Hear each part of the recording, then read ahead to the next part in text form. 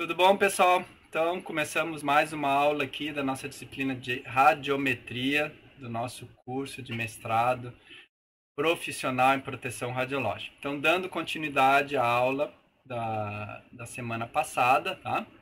Que foi sobre grandezas para medir as radiações. Nós vamos, então, rever um pouquinho, dar uma recapitulada e continuar aqui com algumas grandezas que são necessários para a gente entender não só o funcionamento de como as radiações interagem, né? Mas também como se mede e assim por diante. Então, conforme as agências internacionais, né, que a gente até comentou melhor na outra aula, ICRU e ICRP, a gente tem quatro grandezas, né, mas aí tem os coeficientes, não sei se a gente conta como não são grandezas, mas enfim, um quinto grupo. Né? Então, são as grandezas de radioatividade, que a gente já viu, que é associado exatamente aos materiais radioativos, né? Atividade, meia-vida, né? As radiométricas, que estão associadas a um campo de radiação, então a existência de um local lá que eu vou determinar, eu vou medir aqui, nesse espaço aqui que está do ar, enfim, ou no tecido, etc. Aí hoje que nós vamos ver os coeficientes de interação, certo? Que aí são coeficientes, são propriedades dos materiais, como os materiais interagem com a radiação, e com isso vão causar o dano ou não, vão absorver energia, multiplicando a grandeza radiométrica com o coeficiente de interação, eu tenho a grandeza dosimétrica. Então, multiplicando as duas, eu tenho as chamadas grandezas dosimétricas. E aqui a gente já vê, né, já chama atenção, quando a gente fala, né, na definição de que grandeza é tudo aquilo que você pode medir, né? Você não pode medir o carinho, a felicidade, a tristeza, então isso não pode ser definido como uma grandeza, etc. Aqui a gente já vê que é definida como grandeza, mas que você não mede, você mede alguma coisa como radiométrica, multiplica por um número e transforma em dosimétrica, e é grandeza, certo? Então, são certos paradigmas aí que a gente vai descobrindo, né, à medida que vai aprendendo e vai se aprofundando. Claro que para o universo do senso comum, de uma explicação mais simples, mais rápida, a gente diz, a grandeza é aquilo que você pode medir. É algo, no caso aqui, e na maioria dos casos, quando a gente vê inclusive os detectores, nem tudo que foi definido para a grandeza de radiação, você pode efetivamente medir. Existe equipamento que meça. Não, você vai medir alguma coisa que depois você vai transformar pelos coeficientes ou por outros ajustes, você vai transformar no valor ou na grandeza que você quer. Assim como a grandeza de radioproteção, tá? Que elas são separadas em limitantes e operacionais, simplesmente no sentido de que é para você ter um valor que você pode dizer, isso limita a dose no público, isso limita a dose no trabalhador e ponto final. Então você cria um nome, dá um nome, diz, olha, o parâmetro é esse, que depois você vai ver, essa grandeza na verdade é a mesma dosimétrica adiante, só que eles deram outro nome para salientar que quando eu estiver falando isso, eu estou falando em limite de dose. Quando eu estou falando em outras coisas, estou falando em operacional. Tá? Então, simplesmente, são nomes que se dá. Tá? Por quê? Tudo isso, toda essa complicação, né, pessoal? Dizer, para que tanta coisa? Porque justamente é difícil de medir as radiações, tá? Pelo menos pelas definições que são dadas. E segundo, que o que se quer, na verdade, com tantas grandezas dessa é o seguinte, eu quero dizer que se eu fizer uma tomografia, equivale a 3 radiografias de tórax.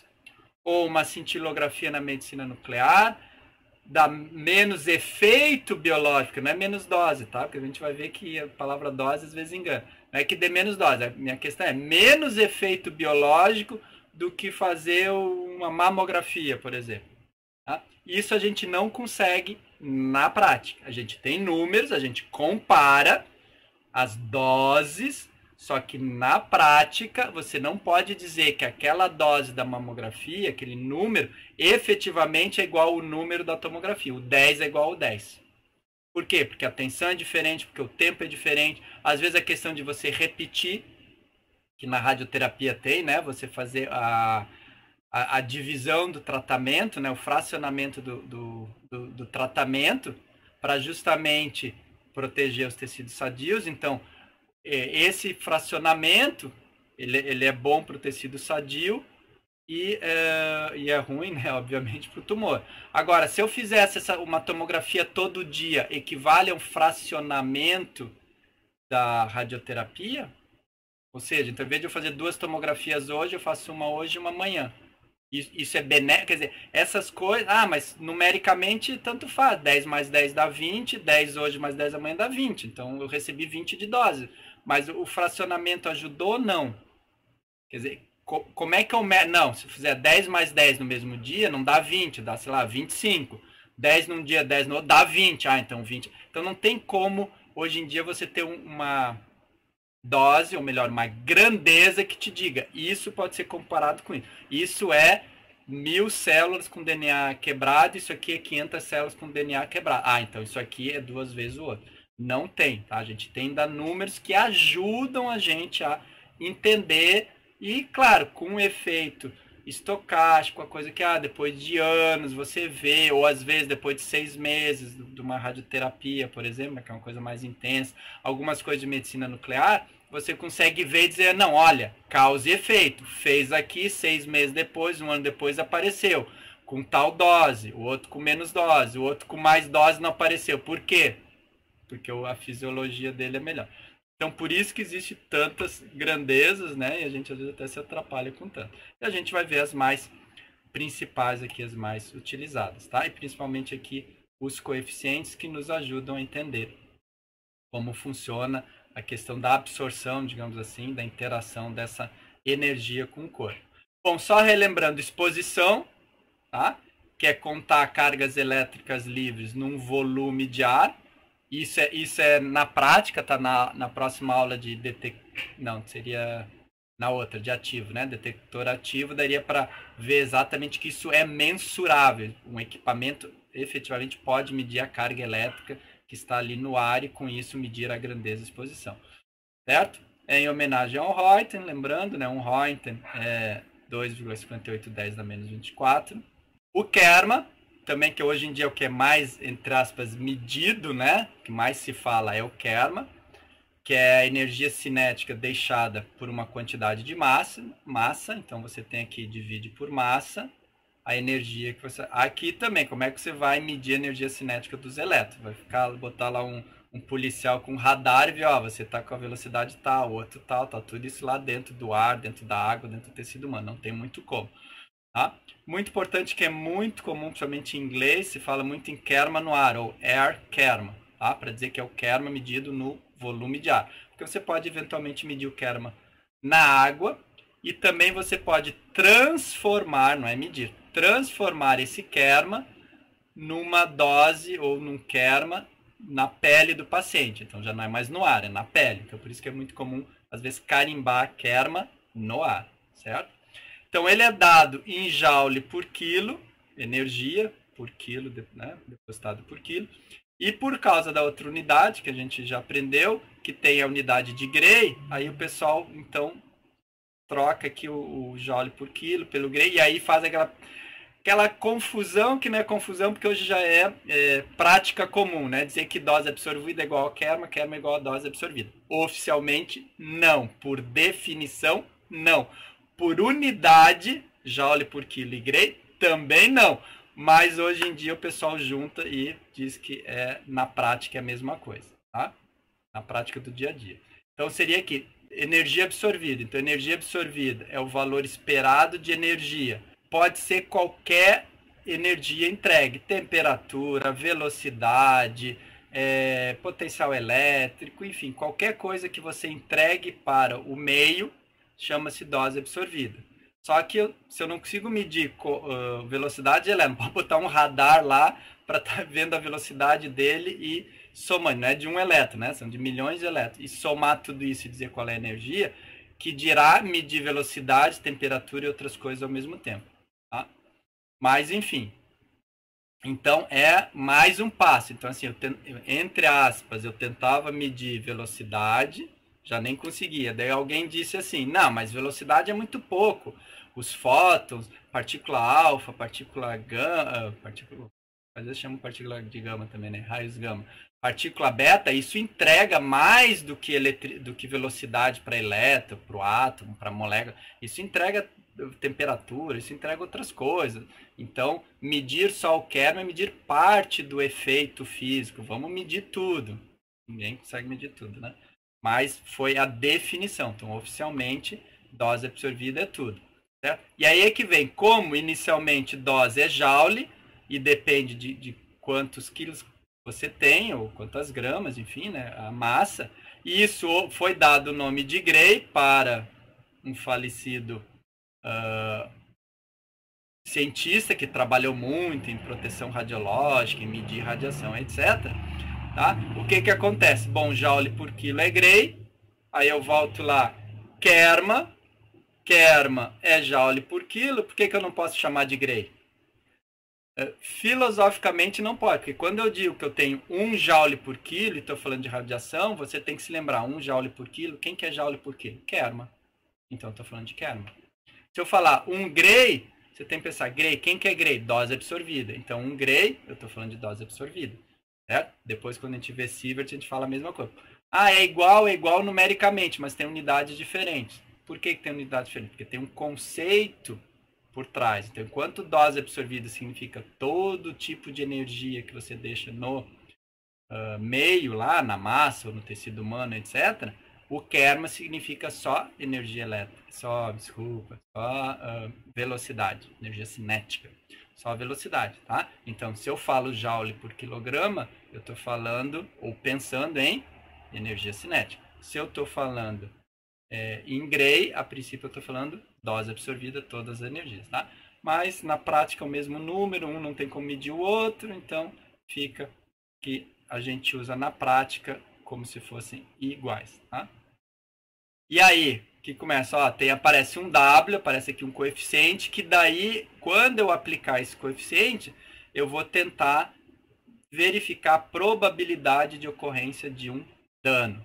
Certo? Então, estou tentando não mais medir energia, medir velocidade, etc., mas sim dano biológico. Tá? Uma tentativa, uma possibilidade de dano biológico. Aí a gente comentou como eu transformo exposição para Kerma e Kerma para exposição, né? Miligray para Röntgen, Röntgen para Miligray, etc., né? Então tá aí. E aí agora a gente vai ver então um pouco dos coeficientes de interação para poder então avançar nas outras doses, nas outras grandezas 12 metros.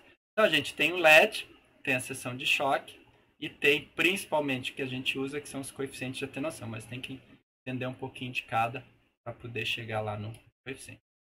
Então LED é uma outra medida. Bom, eu sei quanto que eu deposito num volume, lá numa massa de ar, por exemplo, que é o Kerma. Tá?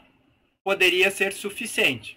Mas em alguns casos, os físicos aí acharam, né, principalmente os físicos que trabalharam, acharam interessante saber a transferência de energia linear, ou seja, para cada centímetro, para cada milímetro que eu ando, quanto que eu transfiro de energia, ou quanto eu perco de energia. Poderia pensar também assim, ó, se eu tenho com uma velocidade de 100 km e entro uma areia lá num barro, algo que vai me fazer perder velocidade e tal, né? Estou sem propulsão, pô, jogo a bolinha 100 km por hora e vejo ela parar. Bom, se eu for num liso, numa base lisa, ela vai rodar e vai levar quilômetros e quilômetros para parar. Talvez 1 hora, 100 km, aí é que ela para. Se for numa areia, num barro, algo mais, né, que vai segurar mais ela, pode ser que em alguns casos ela vai andar 1 metro e vai perder 10%, mais 1 metro, mais 10%, ou enfim, ou vai perder 10 km por hora por metro, então vai baixar 100, 90, 80, 70, 60. Ah, se for uma areia mais não muito fofa, pode ser que precise de 2, 3 metros, então em 1 metro ela perca só 5 km, 90, 95, 90, 85, é assim por diante. Então, tem alguns usos para isso daí, certo? Muito bem, então isso é uma ideia, inclusive para dano biológico, quantos centímetros vai penetrar e quanto que de energia vai deixar, certo?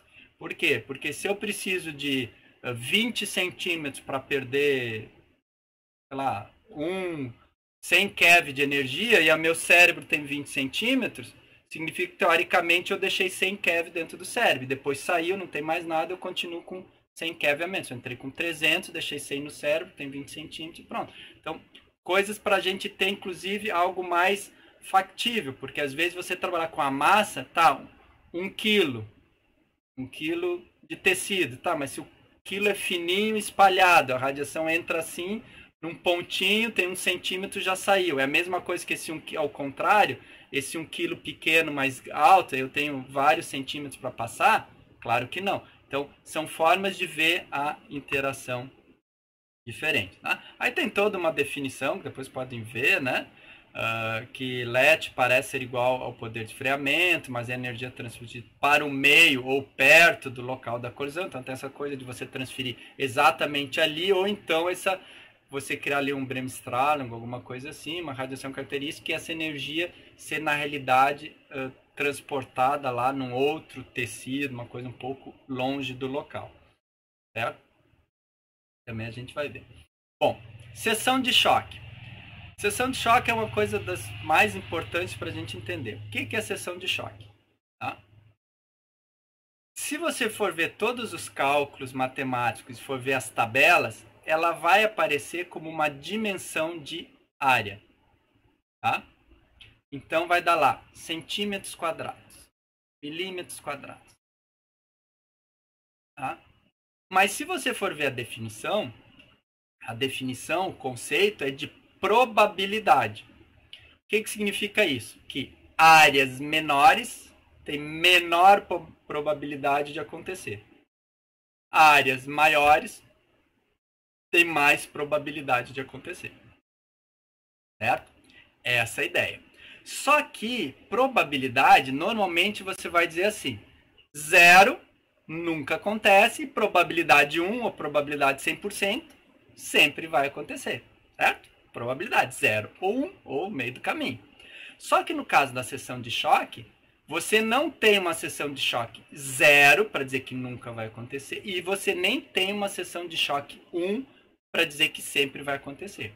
Você vai ter uma seção de choque muito pequena, que você pode até dizer, olha, ela é tão pequena que a chance de acontecer na prática é 0, não vai acontecer. E tem uma chance muito grande, que a área, esse número é muito grande, que eu vou dizer que 100% das vezes vai acontecer. Certo? Um caso bem simples. Vamos pegar aqui uma parede. Parede de tijolos. Certo? Bom, se eu jogar radiação X, basicamente, todo mundo sabe, uma parede de tijolo simples, normal, essa radiação X, uma energia acima aí, uma energia, por exemplo, de 70, 100 kV no aparelho de raio-x convencional, radioterapia então nem se fala, né? É como se não tivesse nada. Essa radiação X vai passar. Você vai medir praticamente 100% que você produziu desse lado, você vai medir do outro lado da parede. Certo? Bom, aí você vai ver o seguinte, a parede, o tijolo, o átomo lá, o carbono, hidrogênio, oxigênio, nitrogênio, a sílica, sei lá o que é feito cimento lá, todos esses átomos, eles têm uma seção de choque. Tá? Ou seja, eles têm uma probabilidade de interação com a radiação X. Só que essa probabilidade é tão pequena que basicamente 100% ou 99,9999% da radiação vai passar e vai chegar do outro lado. Agora, e eu estou pensando aqui, vamos pensar em fótons, que é onda eletromagnética, né? E vou pensar na luz, que também é uma onda eletromagnética, também é um fóton. Se eu jogar luz nessa parede, a luz vai passar para o outro lado? Não. Por quê? Porque a seção de choque, o número que representa é tão grande que diz, olha, a probabilidade da luz bater e voltar, ou pelo menos não chegar, não atravessar a parede, é tão grande que na prática é 100%. Ou seja, a luz não vai passar para o outro lado. Mas o radiação X vai. Então é probabilidade 0 e 1, não. É uma seção de choque muito pequena e uma seção de choque muito grande. Certo? Daí é que se tem esse conceito. Então, seção de choque é como se fosse um alvo, uma área que eu vou, então, interagir ou ter uma chance de interagir. Tá? O átomo, primeiro, o átomo ou a molécula, né? Então, é tijolo, ou não é nem tijolo, tá? É carbono, é hidrogênio, é oxigênio, o que é? 1. 2. O que eu estou jogando? Uma partícula alfa, uma partícula beta, um fóton. Tá? 3. Qual energia? Porque isso também muda, tá? Um elétron de mais energia, ele tipo vai mais longe, ele pode passar a parede. Um elétron de pouca energia, a seção de choque da parede vai ser maior, do carbono, do hidrogênio, vai ser maior. Então, um elétron de baixa energia é mais fácil de atingir o átomo que está lá na parede. Um elétron de alta energia pode não enxergar o átomo. Ele tem tanta energia que o átomo, para ele, é aquele vazio que a gente sempre fala, né? Que o átomo é um grande vazio, o núcleo no meio e os elétrons lá, milhares de quilômetros de distância girando. Então, como a gente diz que o átomo é um grande vazio, às vezes esse elétron não enxerga o átomo como um grande vazio, ele enxerga o átomo como uma bola. Só vê a capa da eletrosfera, ele bate na capa da eletrosfera e pronto. Às vezes não, o fóton é a mesma coisa, o fóton de luz interage com as moléculas, vendo a molécula como uma coisa fechada. Então ele bate na molécula e volta. Já um fóton de raio-x, ele não enxerga a molécula fechada, ele enxerga lá o espaço em branco entre o elétron e o átomo, um elétron e outro, e passa no meio dos dois sem interagir. Então, matematicamente, a gente tem uma seção de choque diferencial, tá? Ou seja, que é um pouquinho da chance, com um pouquinho desse espaço de interação, que seria o ângulo sólido, enfim, isso é pessoal da matemática, pessoal da física que gosta disso aí, tá? Mas, enfim, por causa dessas definições, é que acaba que a seção de choque tem dimensão diária, tá? Então, matematicamente chegou, não é porque se queria que desse uma seção de choque em área, que fosse tipo um alvo para ser acertado, etc. Não, acabou dando por questões matemáticas de definição, certo? Mas também para nós isso aqui na prática não interessa, não tem como trabalhar muito com seção de choque assim. Aí se faz a integração, ou seja, se vê para todos os ângulos, ou seja, vendo o átomo, a molécula como uma bolinha fechada, e não como um pedacinho que tem chance, mas sim como um alvo inteiro, você faz a integral e aí você chega a esse sigma aqui, que é a seção de choque integrado, ou a seção de choque mesmo, né? Que a gente fala. Bom, então, depende de energia, tá? Então, de novo, depende de energia, depende de quem contra quem. Então, é um átomo contra um elétron, é um fóton X contra uma molécula, inclusive tem uma partícula alfa contra outra partícula alfa, a gente não usa, mas poderia ter, enfim, cada elemento da natureza, enfim, tem a sua seção de choque, né? Cada molécula, átomo, enfim. Tá? Aí tem uma unidade própria, né? Porque são números tão pequenos, então tem um barn, que nem tem o angstrom, né? Aqui a gente tem o barn, certo? Não tem significado nenhum, se você traduzir isso é celeiro, né? Lugar para guardar o feno, em inglês, barn, certo? Então 10 na menos 28 ou 10 na 24 centímetros quadrados. Então, de novo, centímetro quadrado, ou seja, é uma área. É um disco onde eu tenho que tentar acertar o meu alvo. Como se fosse aqueles dardo, né? Jogar dardo no alvo, né? Acertar no meio, ganhar mais pontos e tal. Muito bem. Mas o que é importante da seção de choque aqui? Tá? É esse gráfico que eu trago para mostrar como que funciona a seção de choque para cada átomo. E aí, a partir daí, depois eu posso pensar em molécula e posso pensar em tecidos vivos. Tá? Então, por exemplo, começando com o hidrogênio. Então, o hidrogênio ele tem uma seção de choque medida em Barn para cada um átomo de hidrogênio. Essa é a leitura. Que é da ordem de 1, aqui é 10, né? Exponencial de 0,1 é 10. Então, que começa com 10 para energia. Faltou o keV aqui. Que é dado em keV. Certo? Então, para um fóton também, porque para elétrons é diferente essas curvas, se for partícula alfa é diferente, assim por diante, tá? Então, depende. Energia, está aqui mostrando energia. Depende o átomo, está aqui os vários átomos. Depende se é para fóton, se é para elétron e assim por diante. Então, mede 10. Tá? Começa com 10 aqui, com 1, 2 keV. Cai rapidamente para menos de 1. Certo? Rapidamente para menos de 1. E depois varia muito pouco, né, à medida que vai aumentando a energia. Ou seja, rapidamente cai o quê? 10 vezes a chance de interação. Ponto. Já que eu tenho o número 10 ou eu tenho o número 1 ou 0,9, caiu 10 vezes a chance de interação. Ponto. É isso que eu tenho que imaginar. É 10 vezes mais fácil o fóton passar se ele tiver 20, 30 keV do que se ele tiver 1, 2, 3 keV. Ponto. Bom, eu vou para o carbono, né? O ser humano tem muito hidrogênio, tem muito carbono e muito oxigênio. Bom, então já dá para ver que o amarelo e o laranja, que o carbono e o oxigênio são mais ou menos iguais o seu comportamento. Tá? Mais ou menos iguais. Tem uma diferença maior aqui. Tá? 15, 20 tem uma diferença maior aqui. Depois, falar a diferença é constante.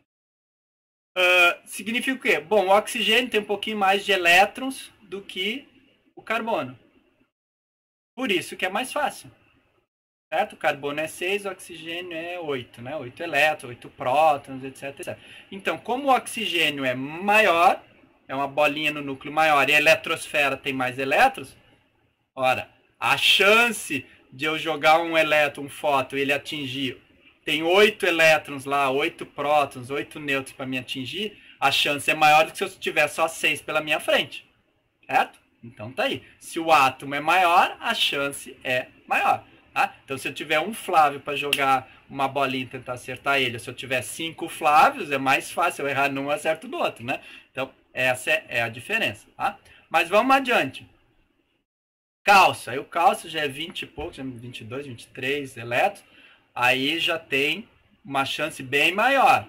Então, o cálcio, o que é cálcio? Ossos. Ossos interagem mais, tem uma seção de choque maior e interagem mais do que carbono. Sei lá, músculos. Tá? Então aqui já dá para ver por que o osso absorve mais radiação. Então a gente vai falar sobre absorção logo em seguida. Mas por quê? Porque a seção de choque é maior. Então a chance do fóton de 25 keV interagir com átomo de cálcio, e eu já estou pensando na frente osso, é maior. Quantas vezes maior? Bom, isso aqui é 1, isso aqui é 1000, isso aqui é 1000, isso aqui, sei lá, deve ser tá aí por uns 500, 600, e aqui o carbono é um pouquinho menos de 10. Então vai de 8 para 500, para 6, vamos botar 800, vai de 8 para 800, ou seja, é 100 vezes mais fácil o fóton de 25 keV, por exemplo, uma mamografia, que é 26, né, 27, 28, é mais fácil o fóton pegar uma calcificação, interagir e gerar a imagem branca, do que pegar o tecido mole. Certo? Por isso que eu faço aqui. Por que eu não faço a mamografia com 75 aqui do raio-x convencional? Porque aqui eu tenho, vamos botar aqui é 100, isso aqui é 100, aqui é 50, 50 para quase mesmo com 5. Então aqui eu tenho 10 vezes diferente, digamos que seja 50 para 5 aqui chutando, e aqui eu tinha 500 ou 800 para 8, 100 vezes. Então onde é que é melhor fazer uma mamografia? Com 25 keV ou com 75, 80 keV aqui? Onde é que eu tenho mais chance de interação e com isso mais contraste? Certo? Então vejam só aqui. Daí a gente começa a entender por que as coisas são assim na radiologia, radioterapia, medicina nuclear, etc. Tá? Aí, por exemplo, eu botei aqui chumbo e tungstênio. Por que o chumbo é a melhor? Na verdade, não é o melhor, tá? Tem coisa melhor, mas custo econômico, o chumbo é melhor. Tá? Ainda tem o bismuto e tem mais alguns para cima. Mas por que o chumbo é o melhor blindagem, né? Tudo que a gente fala é chumbo, chumbo, chumbo, chumbo. Por quê? Porque o chumbo é o que mais absorve a radiação, porque tem a maior seção de choque. Tá aqui, 10.000. Tá? 10.000, depois ele com energia maior cai para 1.000 e assim por diante. Certo? O que são esses risquinhos malucos aqui? Tá? Isso aqui é a radiação característica. Certo? Na verdade, aqui é energia de ligação. Então, o que acontece? Se eu bato no elétron, tá? E e não dou a energia de ligação para deixar ele livre, dou um pouquinho menos, ele não sai. Então eu posso colidir, o fóton pode desaparecer, enfim, dá vários efeitos físicos e tal, mas eu não consigo atingir ele e liberar ele. Se eu tô exatamente com a mesma energia de ligação dele, entrego essa energia, ele vai embora, o que acontece? Eu aumento a chance de interação com ele. Então, se eu dou na energia certa, eu acerto ele, ele vai embora. Então, eu consigo transferir a minha energia, o fóton chegando lá, desaparece, entrega energia para ele. Então, vejam só, por isso que a probabilidade, leia-se, seção de choque, aumenta. Por isso que eu tenho esse pico. Cada vez que o fóton chega com exatamente a energia de ligação de uma das camadas do átomo, ele interage com 100% de chance, de probabilidade com esse átomo e libera. Por isso que aumenta essa seção de choque. E mais ainda, se eu entrar com mais energia do que eu preciso, com o tempo essa vantagem dessa energia maior não me ajuda em nada. Tá? E aí ele começa a cair de novo. E aí por isso que tem esses picos. Cada camada M, camada aqui 12, né? L, até a camada K. Tá? E uma coisa que acontece aqui é o seguinte, vejam que por causa da camada K que está aqui, no tungstênio, entre 70 e 87 keV, o tungstênio é melhor barreira que o chumbo. Então, se eu estou trabalhando com essa energia e quero fazer uma barreira mais fina, mais barata, não sei o que, eu posso usar o tungstênio, porque o tungstênio vai ser, talvez aqui, 5, 6 vezes mais eficiente, ou 5 vezes mais provável de interagir com fóton do que o chumbo. Então, o chumbo não é mágico, não. Tem uma região aqui, aqui também, nessa região de baixa energia também.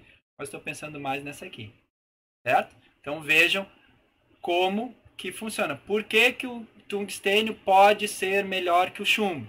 Porque na região de 70 até uns 87 aqui, ele apresenta para os fótons uma seção de choque, uma área como se fosse um disco de proteção. Ao meu disco de proteção aumentou, meu alvo aumentou, é mais fácil de você me atingir. Depois o meu disco vai diminuindo, o chumbo vai aumentando, então o disco do chumbo, o escudo protetor do chumbo é maior que o meu.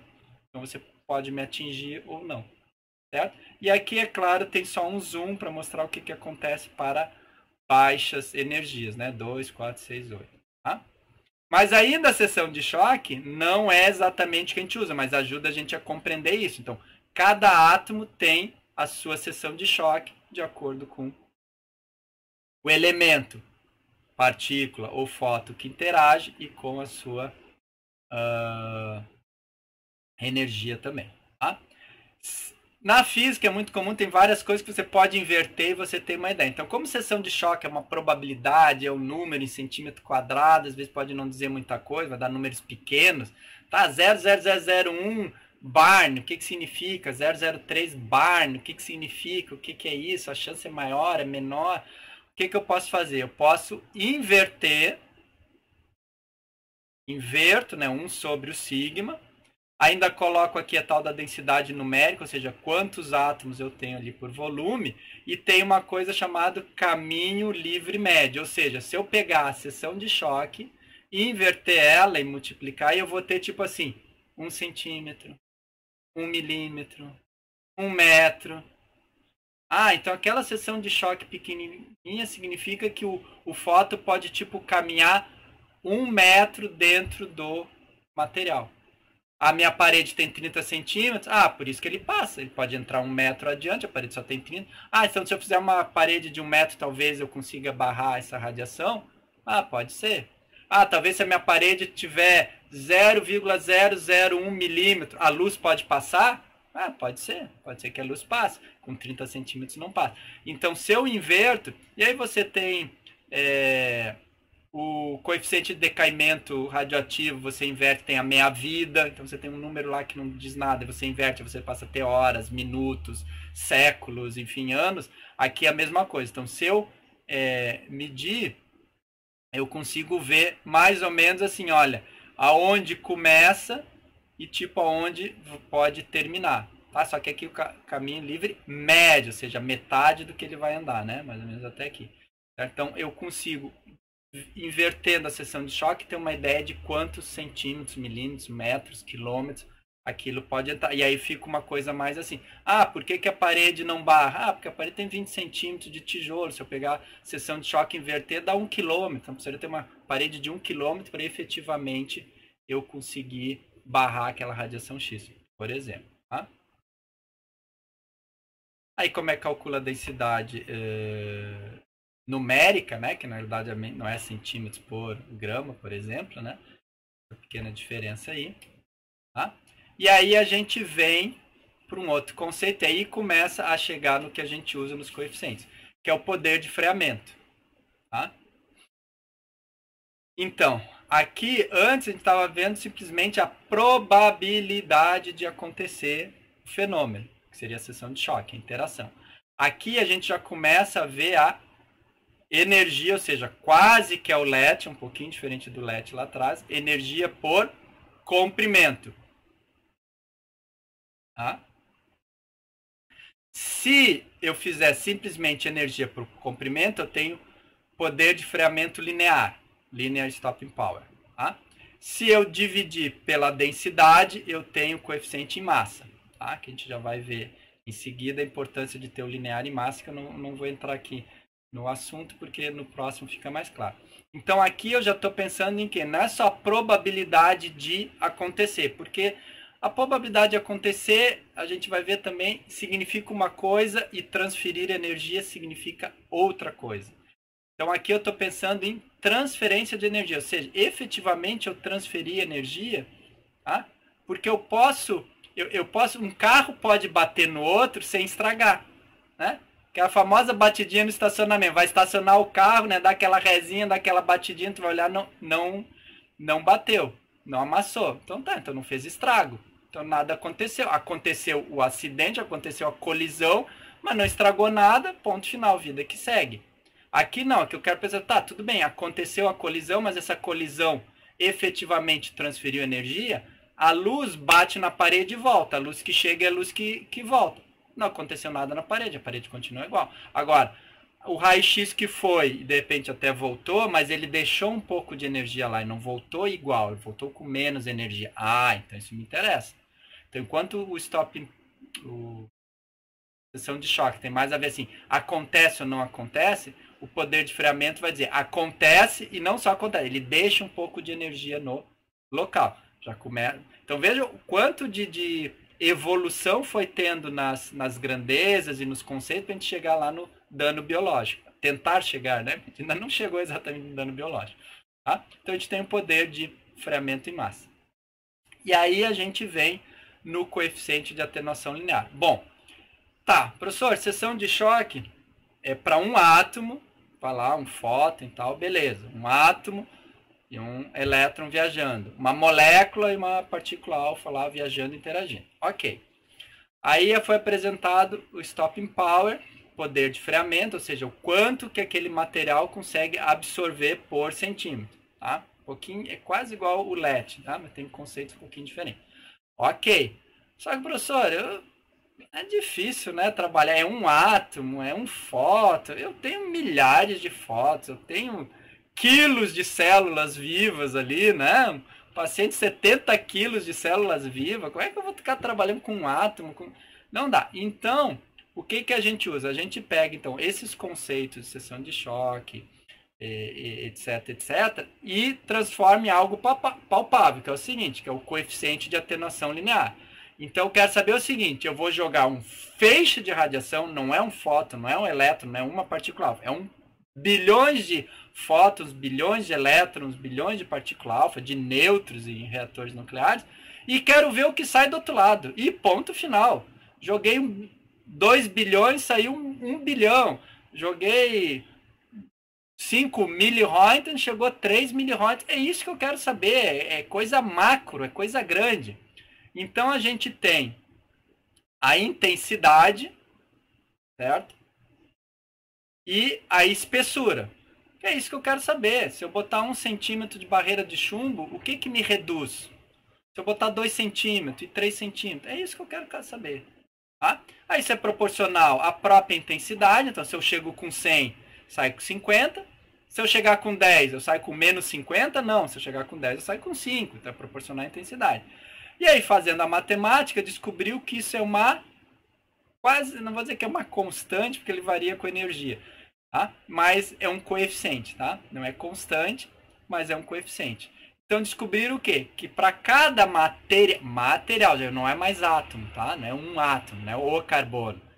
Aí, no nosso caso, é o músculo, é o osso, é matéria cinzenta, é sangue, é rim, é fígado, tá? É chumbo, é cobre, é alumínio, é parede de tijolo, tá? Se descobriu que cada material desse tem o seu coeficiente, certo? E esse coeficiente é o coeficiente de chamada atenuação linear, por quê? Que é por centímetro. Ah, em 1 centímetro de chumbo eu perco 10%.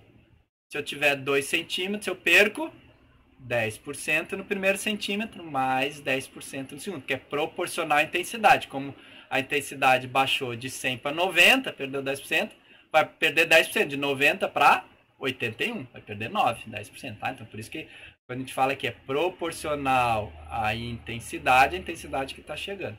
Então, é linear. Muito bem. E aí, o que acontece? Quem está aí com a medicina nuclear acostumado com decaimento radioativo, vai dizer, professor, isso aqui é igual ao decaimento radioativo, só que em vez de eu botar o coeficiente de decaimento, eu falar em tempo, eu estou falando em distância. A equação é a mesma. Graças a Deus, né? Graças a Deus que essa equação aqui é a mesma. Porque a natureza é uma só. Ela mais ou menos se repete. Então, aquela ideia de que a cada tempo de meia-vida eu reduzo metade da quantidade no tempo, né? Lembrando, meia-vida é o tempo necessário para diminuir a quantidade de radiação ou a quantidade de material radioativo ou atividade em 50%. Mais meia-vida, mais 50, 50 de 50, 75, né? E assim vai. Muito bem. Aqui é a mesma ideia. Metade da espessura, metade do comprimento ali para reduzir metade da radiação. Tá? Então, a camada semi-redutora, a camada que reduz a metade. Camada, espessura, que jogo de um lado, do outro lado tem a metade. Se eu jogar mais uma camada, entrou a metade, sai 25% e assim por diante. Então, a natureza, graças a Deus, é sábia, nos ajuda. Então, eu tenho uma exponencial, um decaimento exponencial, onde eu tenho o coeficiente e tenho a espessura. Então, eu entro com 100, tem uma espessura 1, sai, sei lá, 97, se a espessura 2, sai 85, se a espessura 3, sai 20, e assim por diante. Tá? Então, isso é o que se usa para cálculo de barreira, e eu posso pensar em centímetros de osso, centímetros de músculo, centímetros de rim, de fígado. Posso usar isso para o tecido vivo. Então, eu posso imaginar o quanto de radiação chegou. Tá? Não precisa ser só atividade, radioatividade. Posso pensar. Chegou miliröntgen, chegou miligrays no tecido e saiu pela espessura do tecido e o coeficiente do tecido, saiu tanto do outro lado. Bom, se entrou 10, saiu 7, cadê os outros 3? Está no tecido, está no paciente. Certo? Aí aqui a gente começa a calcular dose. Tá?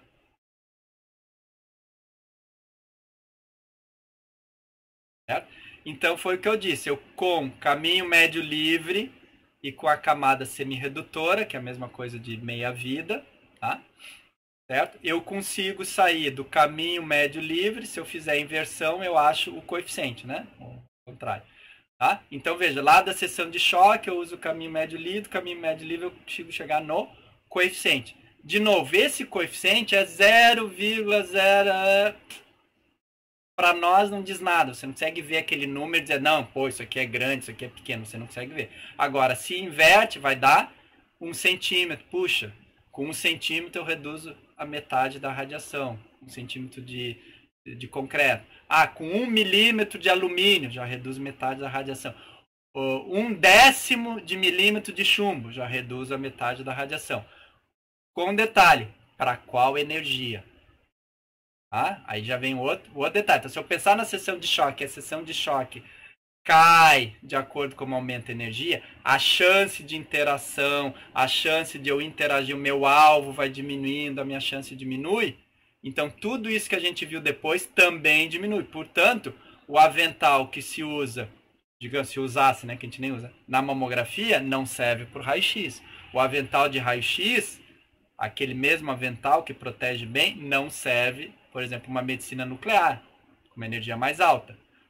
Aquele da medicina nuclear, que se a gente usasse, sei lá, teria 1, 2 milímetros de chumbo, seria pesado pra caramba, não vale para uma radioterapia de 5 MeV. O de 5 MeV não vale para radioterapia de 15. Ou a barreira feita para mamografia não vale para raio-x convencional, que não vale para medicina nuclear, que não vale para radioterapia de 5 MeV, que não vale para radioterapia de 15. Por quê? Para cada energia, quanto maior a energia, a minha seção de choque do átomo diminui. Se diminui a seção de choque, o inverso é o caminho médio livre, ou seja, aumenta o caminho médio livre, aumenta a camada semi-redutora, ou seja, qual é a espessura que eu preciso para reduzir a metade a radiação. Tá? Então, por isso que você vai na radioterapia, você tem barreiras, né? Barreiras enormes de metro. E você vai para a radioterapia, você tem um vidrinho plumbífero ali dessa finurinha que já separa o técnico ali da paciente, você já tá livre. Aí você vai para uma radioterapia, para um raio-x convencional, usa um avental de chumbo ali, um 0,25 ali, pronto, você já está protegido, certo? Aí já vai para uma medicina nuclear, já nem adianta muito aquele 0,25, porque se você está usando uma energia bem mais alta, já não serve muito, certo? Então, aí você começa então a ter números, fica mais fácil de você entender, certo? E de você trabalhar, tá? Então, por exemplo, a camada semi-redutora é o logaritmo do 2, o inverso do coeficiente de atenuação linear. O coeficiente de atenuação linear é igual, número diferente, mas a curva é igual da seção de choque, tá? É a mesma curva lá, com os picos, tudo igual, tá? Só que os números são diferentes. Bom, qual é o problema do coeficiente de atenuação linear? Por que a gente usa em massa? Tá? É o que a gente vai usar daqui a pouco no exercício. Por que a gente usa em massa? Pelo seguinte, água é água, certo? Muito bem. H2O. 2 hidrogênio, que tem a sua seção de choque. 1 oxigênio, que tem a sua seção de choque. Seção de choque da molécula, no geral, é a soma das 3 seções de choque. Claro que tem que fazer uma correção em massa, porque o oxigênio é maior do que o hidrogênio, então faço só uma correção em massa, né? Porque na verdade a água é 90% oxigênio e 10% hidrogênio, enfim, então você vai fazer essa correção, mas basicamente é somar as 3 seções de choque. Só que é o seguinte, bom, gelo, o que é gelo? É água congelada, é água sólida, é água. Só que a gente sabe que gelo tem uma densidade diferente. Ou seja, se eu tiver 1 centímetro de água para passar a radiação, coeficiente de atenuação linear, e eu tenho 1 centímetro de gelo, será que o gelo atenua, vai interagir igual à água? Se eu tiver 1 centímetro de vapor de água, que é gás, vapor de água, só vapor de água, 1 centímetro para passar a radiação, será que vai interagir igual? Não. Por quê? Porque no gelo é menos denso, eu tenho menos átomos naquele 1 centímetro. Tá? O vapor de água, eu vou ter menos átomos ou moléculas naquele 1 centímetro. Certo? Então não vale. Eu tenho que corrigir a densidade, eu tenho que corrigir a quantidade de material que eu tenho. Certo? Imagina, eu pego uma caixa de chumbo. Tá? Caixa que a gente já imagina que é vazio. Então eu tenho caixa de chumbo, eu tenho uma parede de chumbo aqui e uma parede de chumbo. Cada parede, sei lá, 1 centímetro para facilitar. A caixa tem 10. Eu posso dizer que eu tenho 10 centímetros de chumbo atenuando o material? Atenuando a radiação? Não, eu tenho 1 centímetro mais 1 centímetro. Os 9, os 8 centímetros no meio é ar. Então, eu não posso considerar. Então é a mesma coisa. Eu tenho um bloco de 10 centímetros de chumbo, não é igual a ter uma parede de 1 centímetro, 8 de ar e 1 centímetro. Eu olho por fora e digo, não, tem 10 centímetros de chumbo. Então, o que acontece? para facilitar, em vez de eu ter que medir, olha, eu estou medindo para o concreto, né? O pessoal da física que faz blindagem, da Ratré sabe, né? O concreto 235, né? Porque é 2,35 gramas por centímetro cúbico, ou seja, a densidade do concreto. Então, imagina, posso ter um concreto de 2 gramas por centímetro cúbico, um concreto mais, sei lá, mais ralo, mais fraco, um concreto de 3 centímetros, 3 gramas por centímetro cúbico, então 3,0. Mas o que acontece? Eu faço os cálculos para o 235, tá? Eu faço o cálculo para água normal, densidade 1. E aí, se eu tiver um concreto maior ou menor a densidade, se eu não tiver água, tiver gelo, o que eu faço? Eu apenas corrijo, mas no laboratório eu faço uma medida só. E eu gero uma tabela, que é o que a gente vai trabalhar, uma tabela com coeficiente de atenuação em massa. E aí eu ajusto para a densidade que eu quero. Olha, professor, eu não tenho chumbo puro, eu tenho um chumbo aqui misturado com borracha. Qual é a densidade desse chumbo? O que equivale? O chumbo é 6 e poucas gramas por centímetro. Não, na prática, essa densidade aqui de chumbo equivale a 2. Então tá, então eu vou pegar o coeficiente de massa, que está lá na tabela, e vou ajustar. Possivelmente ele foi feito para 6, para um chumbo puro de 6, e vou ajustar para 2, que vai dar basicamente 1/3. Então eu tenho uma tabela só, uma medida só feita em laboratório, certo? E aí eu ajusto para qualquer coisa. Qualquer coisa eu ajusto, só corrijo para a densidade. Então, por isso que a gente tem o coeficiente de atenuação linear dividido pela densidade de quando foi feito o experimento, que geralmente é a densidade pura, do material puro, e aí eu tenho o m, que é o coeficiente, o μ, né, μ, que a gente chama essa letra, em massa. Então, eu tenho o coeficiente de atenuação em massa. Passo de centímetros na menos 1, porque se eu inverter dá centímetros, né, o caminho médio em centímetros, em milímetros, em metros, em quilômetros, e aí eu passo a ter o coeficiente em massa, centímetros ao quadrado sobre grama, tá? Mais ou menos isso, certo? E a partir daí, então, eu posso usar, tá? A gente já vai ver. Bom, os físicos também descobriram uma coisa, tá? Que é o seguinte, ok, o que é o coeficiente de atenuação linear? Eu jogo fótons de 100 keV, olho do outro lado e não apareceu nenhum de 100 keV, ou apareceu metade de 100 keV. Ótimo, atenuei metade dos fótons de 50 keV. Jogo 1000 elétrons, tá? Com uma determinada velocidade, lá, sei lá, 500 metros por segundo. Jogo 500 elétrons, chego do outro lado lá e saiu 200. Beleza, os 300 sumiram. Isso é coeficiente de atenuação. Eu atenuei os elétrons, tinha 500, chegou 200. Eu atenuei os fótons, tinha 1000, chegou 500. Ok. Outra coisa é o seguinte, a energia desses 500 fótons ficaram no tecido? A energia desses elétrons, a velocidade, a energia cinética, ficou lá no tecido, ficou na parede? Porque olha só, eu posso jogar 500 elétrons, 300 interagem, 200 passam reto, não enxergam nada pela frente, conseguem passar bem pelo buraco ali entre núcleo e eletrosfera e passam e saem do outro lado. Só que eu joguei 500 elétrons, saiu 200, e se eu conseguir olhar bem direitinho, sai um monte de fótons junto. Porque aqueles elétrons que desapareceram, entre aspas, lá dentro do material, do tecido, se transformaram em fótons, e esses fótons saíram. Os 1000 fótons que joguei no tecido, joguei na parede, e que só saíram 500 de 100 keV, talvez eu olhando bem, saiu 500 de 100 keV, mas saiu 20 de 10 keV, saiu 30 de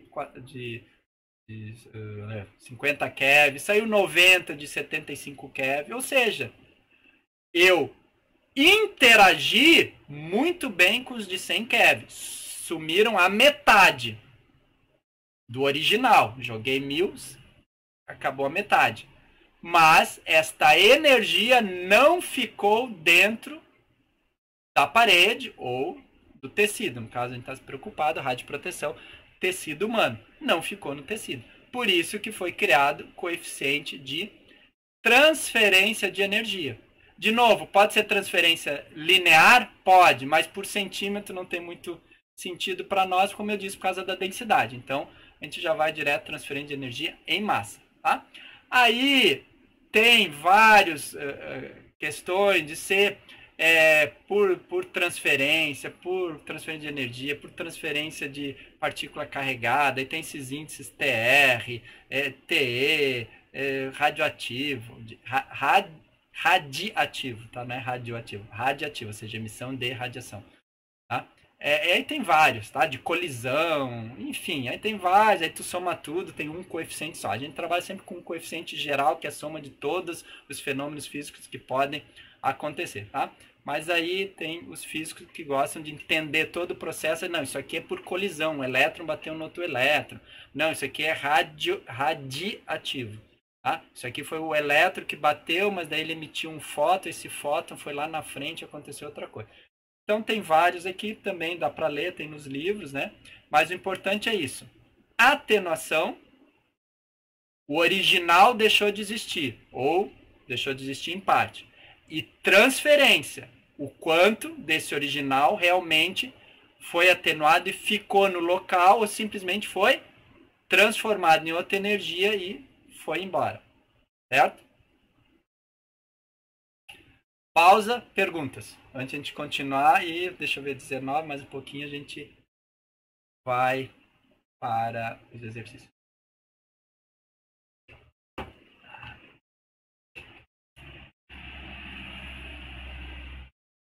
Captaram a evolução? Então, seção de choque é de um átomo ou de uma molécula, certo?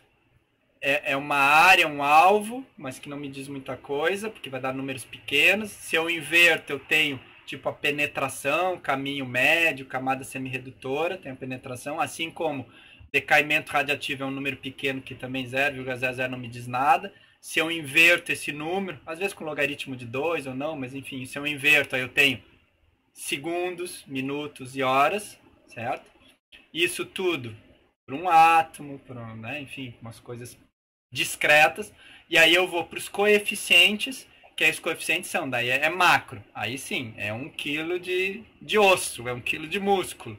É 5 centímetros, 20 centímetros de cérebro, é osso mais cérebro. Aí vai para o coisa. E aí eu tenho, normalmente, quando foi feita inicialmente a experiência no laboratório, eu fiz linear, porque aí eu botava uma barreira de 1 centímetro, de 2 centímetros, de 3, fazia a medida do outro lado, que entrava, que saía, fazia as contas e descobria isso daí. Quando alguém levantou, disse, tá, mas se esse meu chumbo não é chumbo puro? Esse meu chumbo é oco por dentro, é uma esponja, é furadinho, daí a densidade muda. Então tem que fazer todos os experimentos de novo, daí não, então se eu dividir pela densidade e tal, fizeram as contas, já, beleza, bateu. E aí, por fim, chegaram à conclusão também, tudo bem, eu jogo 100 elétrons e sai 50, mas depois eu descubro que além dos elétrons sai coisa nova, é produzido coisa nova, então a energia não ficou. Certo? Então, essa é a evolução que eu estou tentando passar para vocês, e a gente vai trabalhar só com o mais fácil aqui, que são os coeficientes, são números, multiplicar, dividir, ponto final. Certo. Pedro, estou falando muita besteira não, né? Tô direito, qualquer coisa, o Nicanor me corrigia, tá? O Nicanor, de vez em quando, me ajudava. E é metido também, né? Aquele baixinho é metido, né?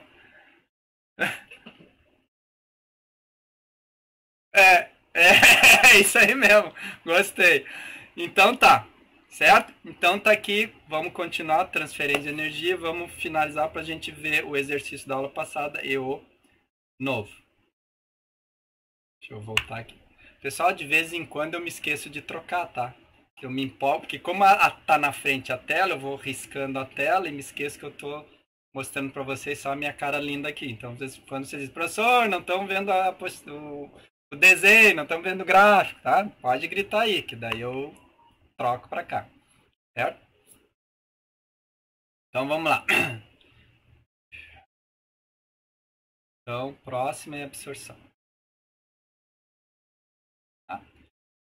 Bom, então, uma coisa é transferência, outra coisa é absorção. Também não vou entrar muito no quesito aqui. Então, a questão, a coeficiente de energia absorvida tem a ver com a transferência para um fator G, enfim, isso aí é para o pessoal físico que gosta, quiser entender um pouco melhor, tá? Mas sempre mostrando a questão da dificuldade de medir e de avaliar essa energia entregue. Então você tinha transferência, agora você transforma em absorção, né? Você transfere, mas não absorve, você absorve, mas não transfere, enfim. Porque aí tem a ver com outros processos que acontecem, enfim. Tá? Então isso é normal. Por fim, então, o que, que a gente tem? Tá? Isso que eu quero mostrar aqui para a gente ir para os exercícios. Então o que, que a gente tem? A gente tem o coeficiente de absorção de energia, μN, energia, do coeficiente de atenuação em massa, certo? Uma coisa muito importante eu não falei. Por padrão, o coeficiente de atenuação em massa é dado como se fosse o linear dividido por ρ, é o símbolo, para te dizer o seguinte, olha, esse valor que você tem já está dividido por ρ, já tem a densidade. Se você quer o seu material, não esqueça de multiplicar por ρ, pela densidade, que a gente vai fazer isso no exercício. E aqui, o que, que é isso aqui? É para mostrar o seguinte, que eu atenuei por exemplo, isso aqui é osso, tá? O laranja é osso. Eu atenuei e também absorvi ou seja, toda atenuação foi absorvida. Porém, se eu for mais adiante, se eu tiver aqui 300 keV, por exemplo, já posso estar entrando em medicina nuclear, tem alguns radionuclídeos aí, perto de 300 keV, eu atenuo. Ou seja, o que chega do radionuclídeo não sai do outro lado. Tá? Porém, eu só absorvo 80% da energia.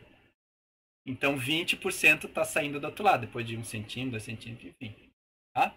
Se eu for, por exemplo, pior caso, tecido adiposo aqui, que é esse azul escuro, tá? Nos mesmos 300. Então, está aqui. O que, que acontece?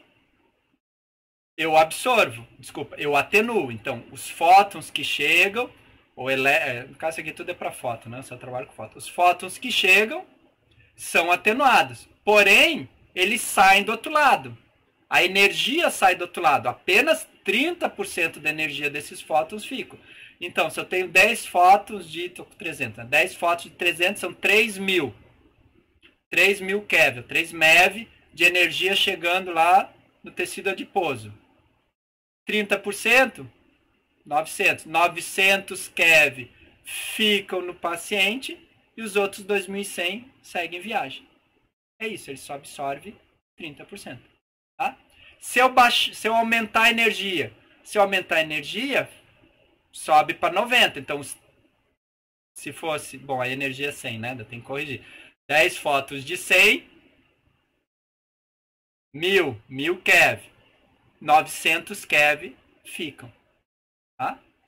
Então, daí que, em geral, fótons de menor energia causam mais dose, interagem mais com o paciente. Certo?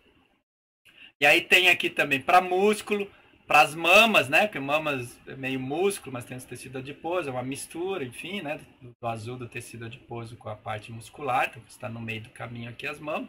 Então, mostrando que no início a absorção é quase igual à atenuação, mas não é igual. Então você atenua. Aquilo que está chegando desaparece. Tá? Desaparece do feixe inicial de radiação.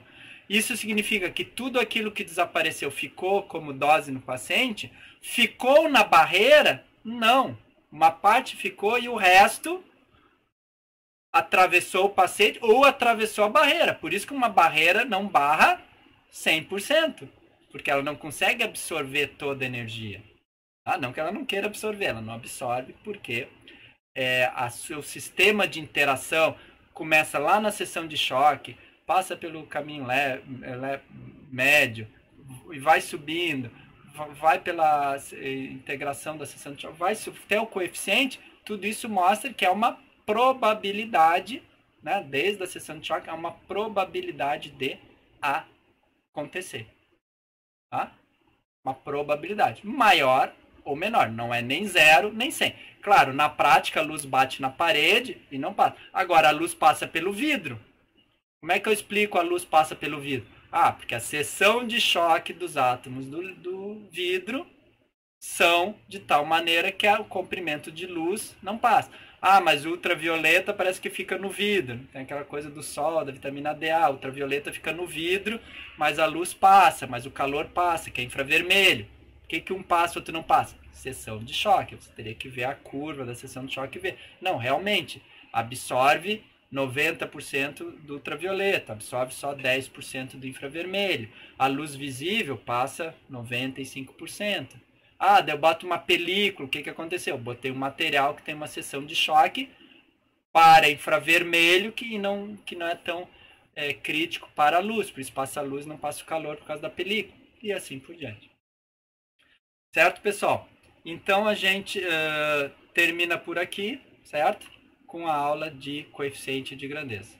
Obrigado. Tá bom, pessoal? Obrigado, a gente se vê até a próxima aula.